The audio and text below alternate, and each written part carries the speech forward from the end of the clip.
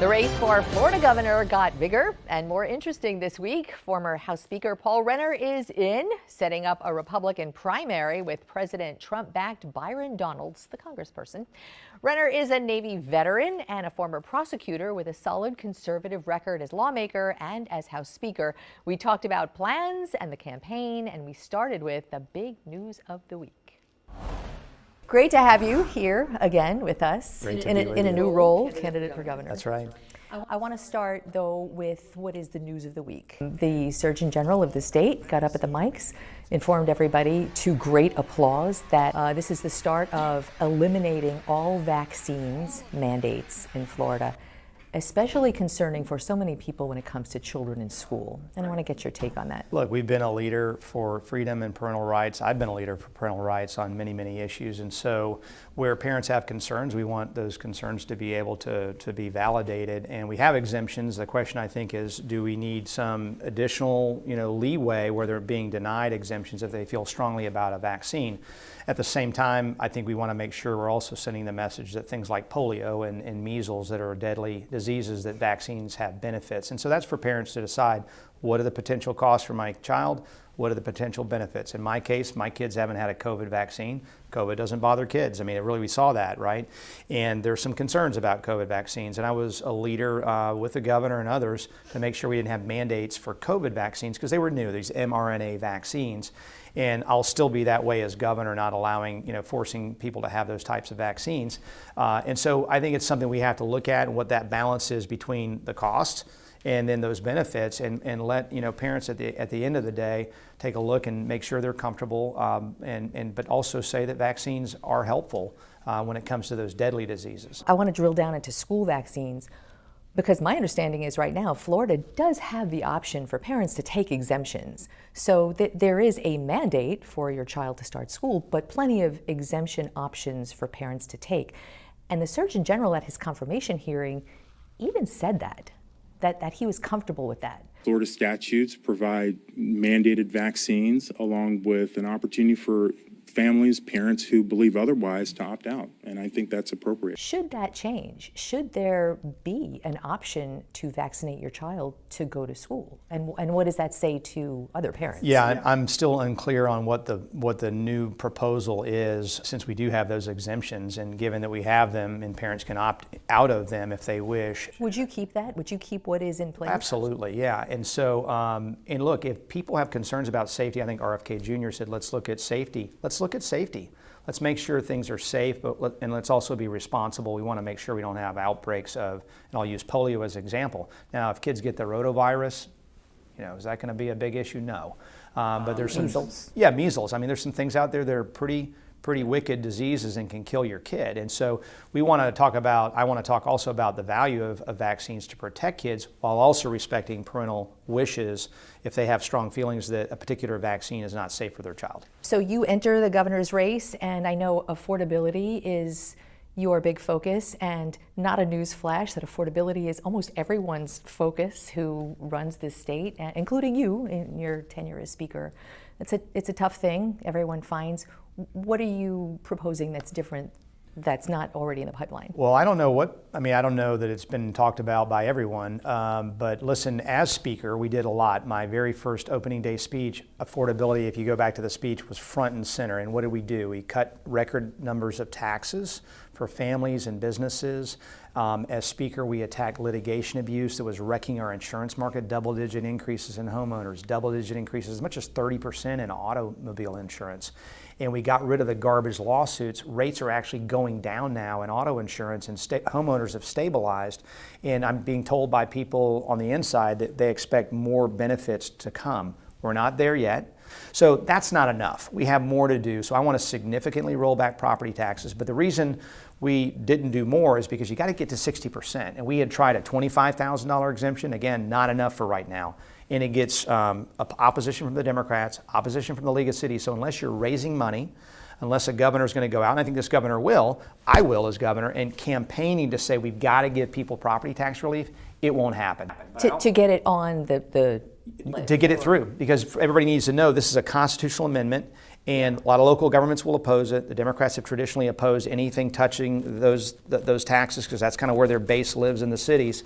And so you got to lean into that to get to 60%. You got to have a super majority. I will do that. And I want substantial relief, but I also want to do something for our seniors who are on fixed income. And they've gone for, they're on a small nest egg. And how are they going to afford those increases when they're in their 70s and 80s? So let's talk about the property tax. You put it on the ballot, 60% Florida, and say, eliminate my property taxes. Local governments are in this full-on backlash because that's where their but most of their budget comes from to pay for things like police and fire and cutting the grass and keeping the parks. And so where does that money now come from? How do you put that on the ballot without saying, okay, well, here's how we're going to replace the revenue? Yeah. Well, one question is, does that get to 60%? Because you're going to then have to, cities are going to immediately rush in and want to replace that with something. And, I don't want to see a 12%. Because they need to pay for this. Yeah, I don't want to see a 12% sales tax either, because that's going to affect a lot of businesses, a lot of consumers that are getting, hammered now when they go to buy something. So what does pay for that? Well, I think it's asking local governments to do more with less, frankly, because they've seen a huge run up. So in Florida, property taxes have grown more than twice the national rate, almost 50% since 2019. And so a lot of counties, frankly, down here in South Florida, Broward County, I was here 10 years in Broward County, they've taken every single dollar and spent it. And so what they ought to do is we need to roll that back, let them have sufficient resources to pick up the garbage and fund police and fire. Those are important things, and we don't want to lose that. But I don't think we need to we can do a substantial rollback and not have to replace it with another tax. So what I want to see is limits on local governments. And that's a 2/3 majority like we have at the state level. It's something like a referendum for voters on the backside to say, you know what, we don't like that tax increase and we're going to knock it out. Because the voters ultimately have to have that say. And we're all on a budget. We're all feeling the pinch of higher cost. How about local government? How about government feeling the cost and the pinch and doing a little bit less so we can have more? I think everyone's going to think on face value, that sounds amazing. It seems just from covering governments, the devil in the details is where, a Broward or a Dade is a very different budget situation than a Liberty or a Hardy County. And how do you put a statewide mandate that covers those kind of differentials from urban to rural when it comes to costs? You're exactly right. Once you get into it, we all agree, most of us agree that we need to have some property tax relief. When you get into the details and realize you got to hit this super majority threshold, and you're treating Miami-Dade much less favorably than some other county, well, those people in Miami-Dade are not going to vote for that, right? And so you've got to find something that people can say, yeah, that makes sense. It's going to save me money. It's going to keep me in my home. And again, for our seniors, I'm hearing stories here in Miami of people that have to potentially leave their homes. That is not okay. And so as governor, I'm not going to let that happen. We're going to find a way to keep them in their homes. They deserve to be there, and we want to keep them. So this segues so nicely into DOGE, and I'm guessing you are full-on supportive of the DOGE efforts going on at the moment. Yeah, I was DOGE before DOGE was cool, and we eliminated. Did you say that before the governor said that? I did, yeah. And we did Enterprise Florida and eliminated that. That was a priority of mine. This corporate welfare that is tens of millions of dollars that's not going to public safety, all the things we talk about, education, infrastructure, whatever we think is important. Nobody would mention incentives for companies to come from out of state as their number 1, 2, or 3 priority. Nobody. But that money is being sequestered, and so we got rid of that. We need to get rid of bureaucracies that don't work. We can look at all kinds of things, not just at the local level, but we also need to DOGE the state and look at where we can cut. We have one of the leanest state governments, is the good news, right behind New Hampshire. But a lot of these local governments are really, as I said, growing and spending every single dollar they're getting in new property taxes. So when you say we have a lean government, people look at the departments and the employees and the functions of government, but there's so much more to the budget and so much more to expenditures than that. I think the first thing that's going to come to a lot of people's mind is alligator Alcatraz. Won't talk about, for the moment, the immigration and the actual process and the idea of it rather than the costs of it. I mean, $218 million was the last figure that I saw. I mean, that money right now considered for 2 months of holding detainees. Is that something that would have been worth that expenditure to you? Yes, look, Joe Biden let the border just completely wide open, basically, and so there's cost to that. And I would say it's well in excess to the citizens of Florida, the taxpayers, of $200 million. Think about education, healthcare, the fentanyl crisis, human trafficking, gang violence. All those things have an enormous cost on a society. And so we're in an emergency basis to try to get our arms around that. And so I think it was appropriate for us to spend the money to have these various facilities. Plus, it also relieved pressure on our county jails. So I want to know, what can we do to accomplish the mission with the least amount of taxpayer funding? So I'm not advocating or applauding that we spent $200 million. I'm just saying that illegal immigration as a whole is costing us far more than that. And so it's appropriate to have these facilities and partner with the federal government. I want to talk about the campaign, the politics of it are. You're jumping in. We talked a little bit. You don't see anyone better than you. You were waiting for that. You didn't see it. You jumped in the race. Right now you set up a really big primary for the Republicans in the state.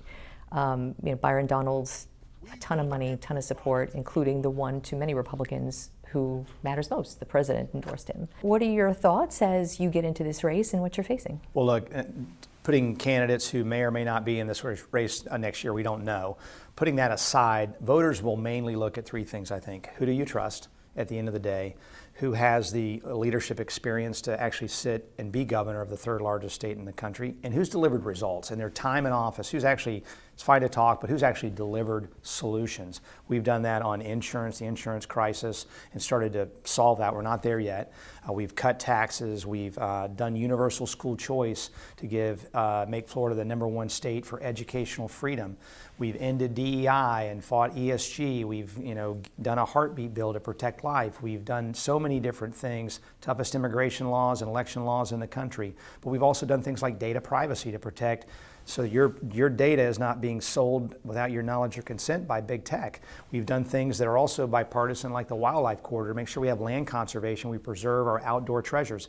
I'm not going to allow our parks to be commercially developed. That's not going to happen on my watch. And so things like that, there's a broad number of things that need to be solved as future challenges, and I'll solve them. As Speaker, you were so supportive of the governor's initiatives, and you just listed a lot of them that you helped him pass. He came out this week flat out, very bluntly, saying he's not supporting you. Why? Have you spoken to him? Well, no, look, I think the governor will eventually support me, and I'll be supporting the Republican nominee in November. I believe that's going to be me. But you can't separate his legacy from the time that I was Speaker. And so, again, I think we're philosophically very similar, and you'll see his support at the end of the day next year. Paul Renner, we look forward to talking to you a lot on the campaign trail. Thanks so much. Thank you, Glenna.